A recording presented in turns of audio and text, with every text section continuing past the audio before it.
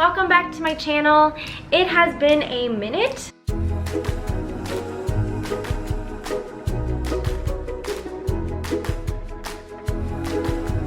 I am so excited to be back and sharing videos again frequently. So as you can see from the title of this video, I am going to go into how I schedule a productive day. But not only that, looking at the bigger picture and planning. How I plan, how I schedule, how I use my planners, what planners do I use, what calendars do I use. I even have one back there. I have two businesses. One is my blogging business, which is Remi, you see me on Instagram, and my other business is what me and my boyfriend just recently launched called HomeBodies. It is an online workout subscription-based program, and so this is what works for me, managing and being productive, doing both of those things. So this may not apply to everybody, but I'm going to try to give you some tips that is more general so that you can kind of see. And I'm always constantly learning, growing, and tweaking things as I go along. And I think that's the beauty of this, is that it evolves, right? Like it never stays the same for too long. But this is what I'm currently doing. If you are new to hit this channel and you have not hit that subscribe button before, that would mean a lot to me. I do plan to be more frequent on here. So hit that like and subscribe button if you haven't already, and let's just jump in. So since Nate and I launched HomeBodies about a little over a month ago now, it's been very, very busy, and since we are a small business, we do everything, right? So it's just me and Nate doing everything from creating the workouts, editing, uploading, marketing, customer service, managing X, Y, and Z, accounting, all that. That's all brand new to both of us, and we have been learning as we go along. But I think the most important thing has been, in order to stay on top of not only this new business but also my current business, blogging, it has been to be very organized and plan. What I like to do first is look at the bigger picture. It is so important to know what you're doing for the whole year. As long as you can forecast out, at minimum, I'm looking at 3 months ahead of time, just to see what's going on in the next 3 months, if any big holidays are coming up, any sponsorships that I can, lock in, be aware of, what trips I'm going to be taking, what life, birthdays, things like that are happening, and then plan around that and launch different things that I have in mind. So I have printed out this simple like quarterly calendar where there's 3 months per quarter. So this is the last quarter here. We have October, November, and December here.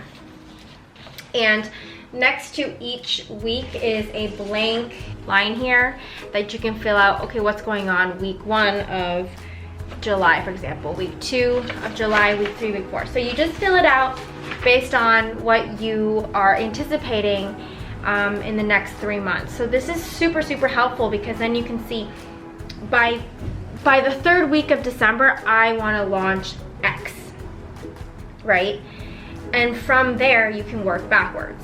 Well, if I want to launch X on the 3rd week of December, I have to start planning the graphics, the marketing, the emails, the whatever comes with that launch, like weeks and weeks in advance, maybe 2 months in advance, right? So you look at your calendar, you see, oh, I'm taking a trip here, I have a lot of sponsored content going on here, I have a lot of things going on this week.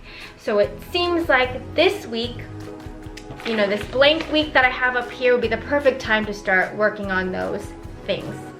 I look at the big picture first, and then I hone into the week. So what I have here in the back is a whiteout. It's just a whiteboard, and I have 2 weeks worth on there currently. Current week, next week after. I like being able to see 2 weeks in advance, very specifically in terms of like what sponsored posts I have going on, what videos that I want going live on my YouTube channel, what I have going on for HomeBodies, my workout program, dinner dates, friend dates, all that go onto my weekly calendar. It doesn't go onto this calendar. This is the big picture. My weekly calendar, which is on my whiteboard, is ever changing. I also like to color code everything. So I have a color for posts, I have a color for video, I have a color for business stuff, emails, and trips and things like that. So it's all color coordinated so I can visually see. If you have a calendar like the Passion Planner here, this one is a week in advance. It also has timestamps too. So this one will be great to like fill in all of the meetings that you have going on, the things that you know for sure that are due that day, or whatever it is. This is week. I like that because I can look at 2 weeks, and I don't know, I'm always changing and erasing, and the dry erase markers and the whiteboard is just kind of a fun activity for me to do. I really enjoy the act of filling in that calendar every 2 weeks and refreshing, starting new. That's just what's been working for me. But you can always use something like this, pen and paper, on a planner like that. And then I have my daily calendar, which is what I use day to day. Like, this is how I break down my day. So sure, today is a shoot day. I have to post what I ate in a day. I'm filming 3 videos, taking 1 photo. I have an accountant meeting and a business meeting. I can basically check off which day of the week it is, the date, and then it breaks down the time from 5 o'clock all the way to 11 p.m. I'm not up by then. I go to bed around 9.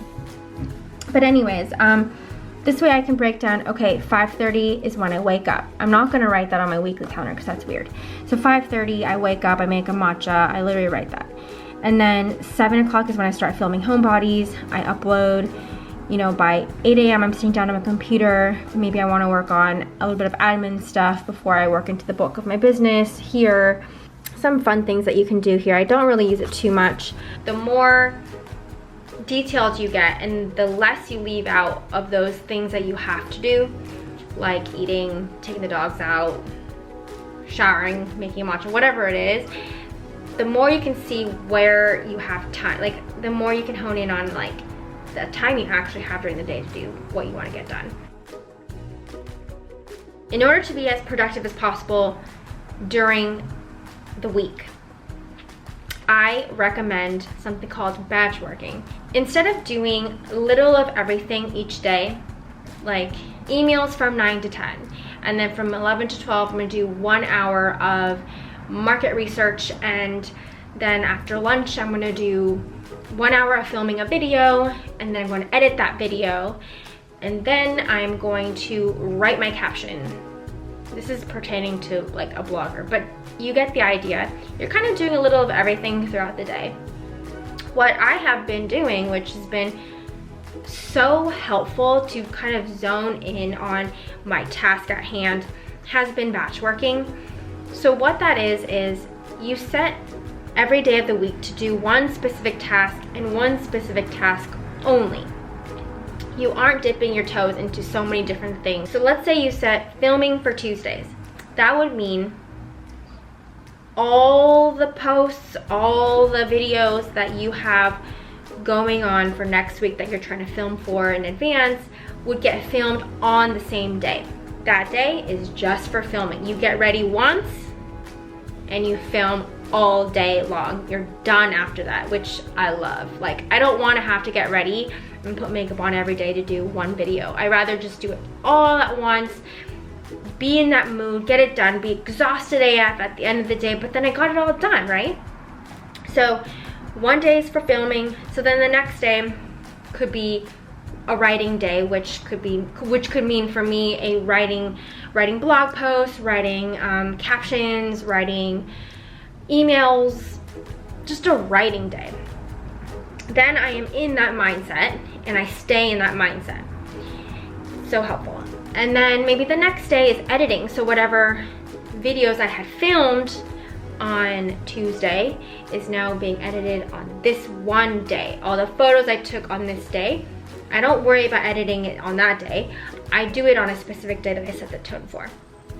So then Thursday could be editing, but also, and I can also squeeze in a little bit of admin each day.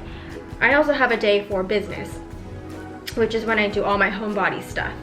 That way I have a dedicated day for HomeBodies and I just do that. I don't do any blogging stuff, just HomeBodies. So this has been very, very helpful. If it's a business day, I'll write very clearly on the top of my daily plan that it's a business day. And all my tasks under it will have to do with business. But the biggest thing I would say is when you're doing busy admin work, like answering emails, following up with people, doing this busy work, it's so easy to just get honed in on just admin busy work emails that it's already like 1 o'clock, and then you have lunch, and then you're kind of sluggish, and then your day passes by and you don't do any of those bigger picture things. So admin, I like to do admin towards the end of the day. Why? Because I am the most bright and aware and locked in and focused in the mornings. I don't want to waste those precious morning hours when I'm the most alert and locked on with admin work. Because then after lunch, when I have food coma, everything else just seems like, oh, I'm too tired to do it. I don't want to do it, right? So you do the I don't want to do it task in the morning or whenever you're the most alert. I'll schedule in about like 2 hours of admin each day so I can keep up with my emails and follow up and respond to anything that is urgent. But before that was all the big picture stuff that I've already gotten done, and I'm working towards this bigger picture goal, right? So that's pretty much it. In terms of how I stay productive and how I plan ahead.